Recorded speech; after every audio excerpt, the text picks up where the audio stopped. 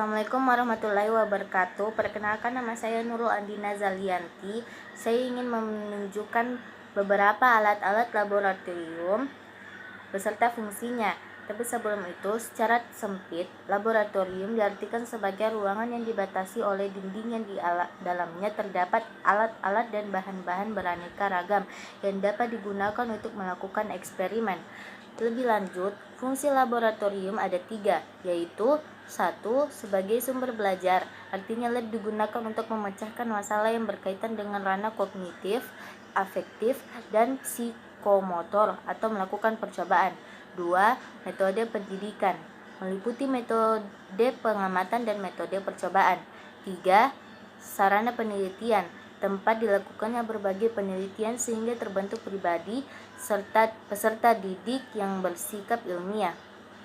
Secara lebih umum, laboratorium diartikan sebagai suatu tempat dilakukannya percobaan dan penelitian. Pengertian ini bermakna lebih luas karena tidak membatasi laboratorium sebagai suatu ruangan. Artinya kebun, lapangan, ruang terbuka pun dapat menjadi laboratorium. Untuk menunjang kegiatan praktikum atau eksperimen di laboratorium, dibutuhkan peralatan khusus yang didesain untuk keperluan di laboratorium. Di sini saya ingin menunjukkan beberapa alat-alat laboratorium beserta fungsinya. Pertama, di sini ada beaker glass atau gelas beaker atau gelas piala. Fungsinya sebagai penampung sampel atau bahan sementara atau bisa digunakan sebagai penyimpan zat sementara. 2. Di sini ada gelas ukur. Fungsinya sebagai alat ukur volume untuk sampel bahan cair dengan ketelitian rendah. 3. Di sini ada corong gelas. Fungsinya sebagai alat bantu untuk memindah atau memasukkan larutan ke wadah atau tempat yang mempunyai dimensi pemasukan sampel bahan kecil. 2. Sebagai alat bantu dalam melakukan penyaringan, yaitu sebagai tempat meletakkan kertas saring. 4. Di sini ada pengaduk kaca. Fungsinya sebagai untuk membantu menghomogenkan larutan. Alat bantu mengalirkan larutan ke dalam corong ketika memindah atau ketika menyaring larutan. 5. Sini ada karet penghisap. Fungsinya sebagai membantu mengambil larutan kimia yang berbahaya dengan cara disambungkan dengan pipet ukur atau pipet volume. 6. Pipet ukur. Fungsi mengambil larutan dan mengukur volume larutan pada berbagai skala atau ukuran dengan ketelitian tinggi. 7. Pipet volume atau pipet gondok. Fungsi mengambil bahan dan mengukur volume larutan hanya satu skala ukuran dengan ketelitian tinggi atau ketelitian lebih tinggi dibanding pipet ukur. 8. Pipet tetes atau dropping. Fungsinya mengambil bahan dalam jumlah sedikit atau tetesan, tidak ada skala ukuran volume pada alat ini. 9. Labu ukur atau labu takar. Fungsinya membuat suatu larutan dengan volume yang diketahui secara teliti, mengencerkan larutan sampai volume tertentu dengan ketelitian yang tinggi.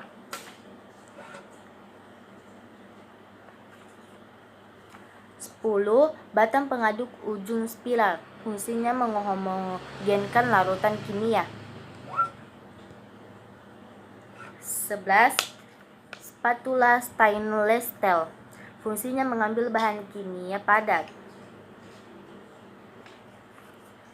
12. Lampu spiritus dari logam.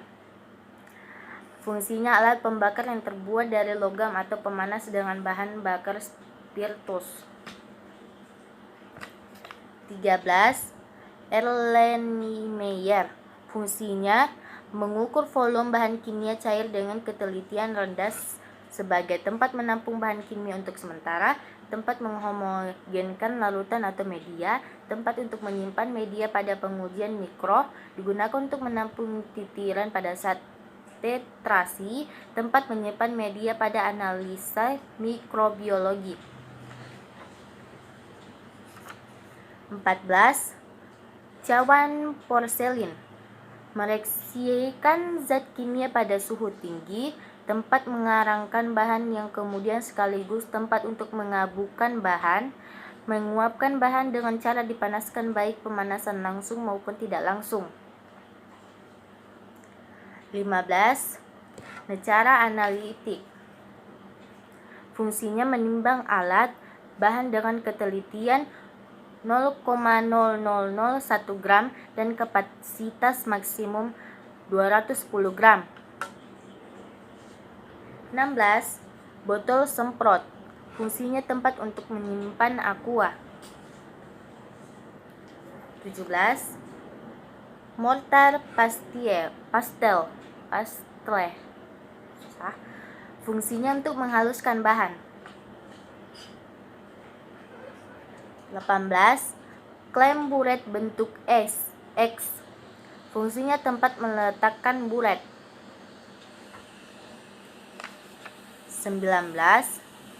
Statif.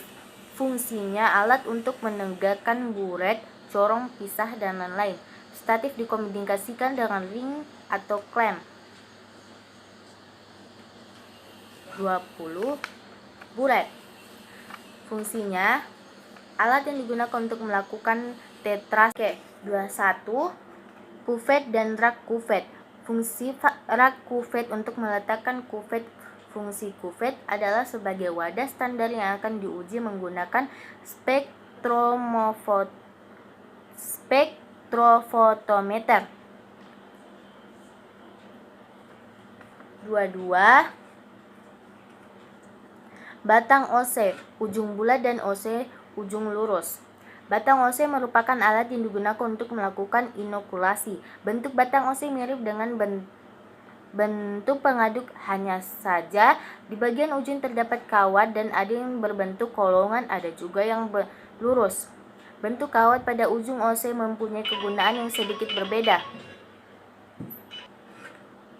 Pada batang OC ujung kolongan biasanya digunakan untuk inokulasi pada media cair, sedangkan OC yang berbentuk lurus biasanya digunakan pada inokulasi dengan cara metode gores pada media agar. 23. Tabung reaksi dan tabung Durham. Tabung reaksi di laboratorium mikrobiologi biasanya digunakan sebagai tempat pengenceran atau digunakan tempat menyimpan media. Sedangkan tabung Durham adalah alat bantu yang digunakan sebagai indikator pada pengujian mikrobiologi dengan metode MPN. Bentuk tabung Durham sama dengan tabung reaksi, akan tetapi ukuran tabung reaksi lebih kecil dibandingkan dengan tabung reaksi. Silahkan lihat gambar di samping. Cara penggunaan tabung reaksi adalah dengan menempatkan tabung Durham pada tabung reaksi dengan posisi terbalik. Tabung Durham sebagai alat bantu indikator adanya fermentasi. Jika tabung Durham terdapat gelembung, menandakan adanya fermentasi. Alat ini biasa dipakai pada pengujian mikroba dengan metode MPN, most probable number. 24. Pengaduk L. Fungsinya untuk meratakan sampel yang dimasukkan ke dalam media yang ada di cawan Petri dish dengan cara diputar. 25. Lampu spiritus. Lampu spiritus adalah lampu pemanas api dengan bahan bakar dari spiritus. Pada laboratorium mikrobiologi, lampu spiritus mempunyai beberapa fungsi atau kegunaan, antara lain: A. Sterilisasi, memijarkan OC sebelum inokulasi sampel. B. Mengkondisikan area dalam kondisi aseptis dengan jarak max dari pijaran lampu spiritus 30 cm. 26. Terakhir, rak tabung reaksi.